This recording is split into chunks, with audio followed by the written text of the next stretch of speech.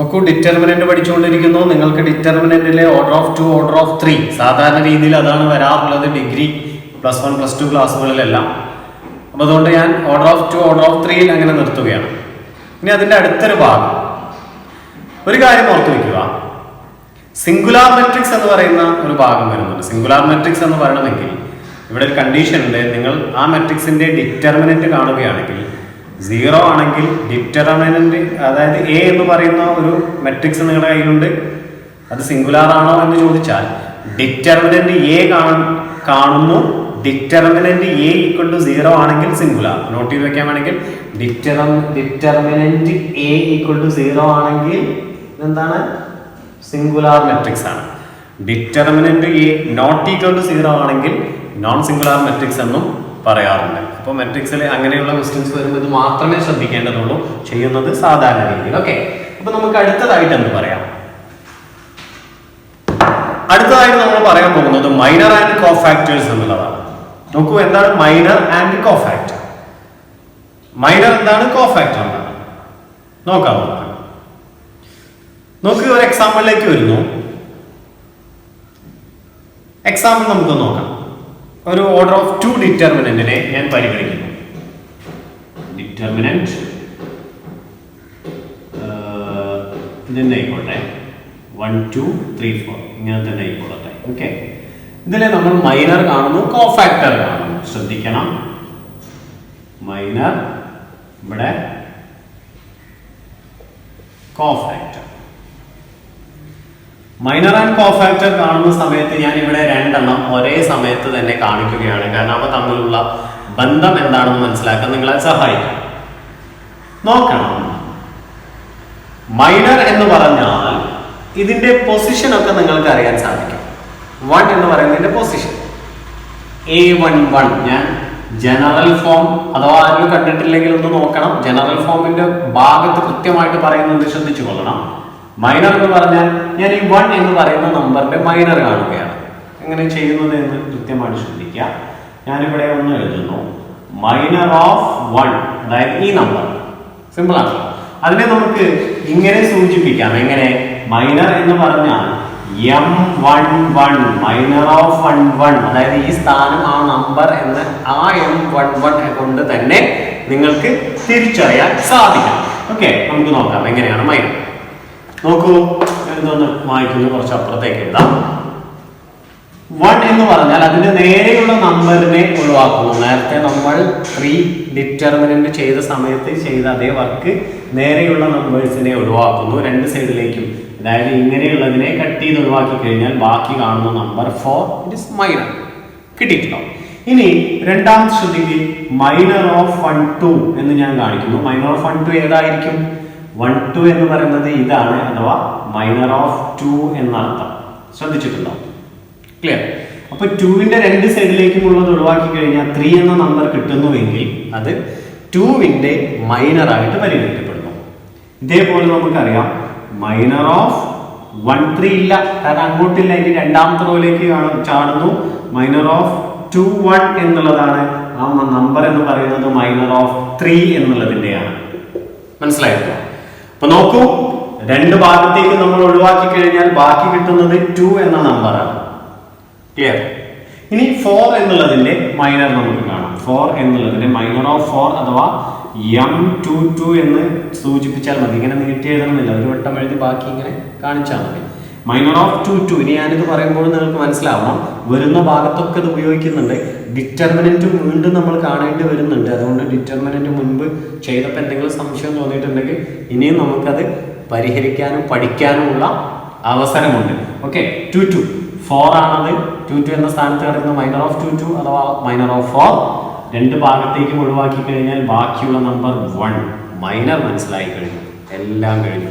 ഓരോ നമ്പറിനും ഓരോ മൈനർ ഉണ്ട്. Okay, next cofactor. ഏതാണ് കോഫാക്ടർ? കോഫാക്ടർ ഞാൻ ഇതിനോട് കൂട്ടി തന്നെ പറയുകയാണ്. നോക്ക്, ഇവിടെ കോഫാക്ടർ ഓഫ് 1 നമ്മൾ എന്താണ് ചെയ്യാൻ പോകുന്നത്? ഇവിടെ കോഫാക്ടർ ഓഫ് 1, അതായത് ഈ 1 എന്ന സംഖ്യയുടെ തന്നെ മൈനർ കണ്ടു അതേപോലെ കോഫാക്ടർ കാണുന്നു.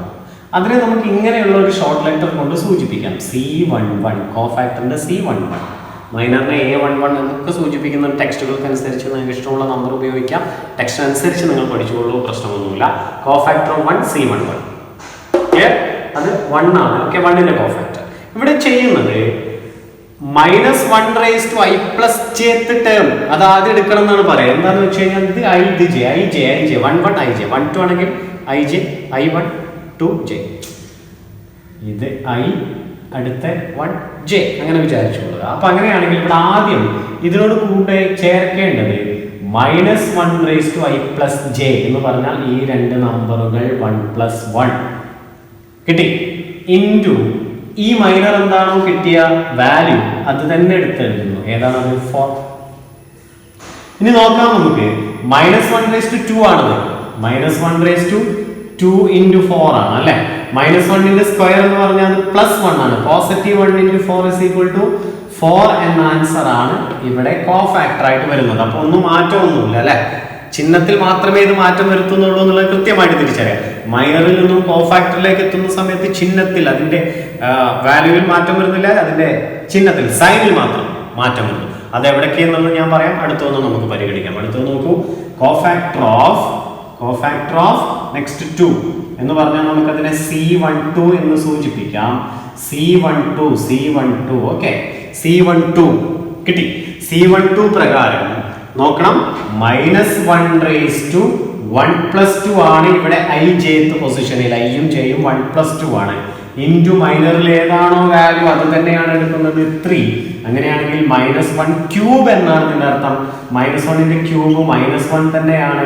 -1 × 3 is equal to -3 എന്ന ആൻസർ കിട്ടിക്കഴിഞ്ഞു.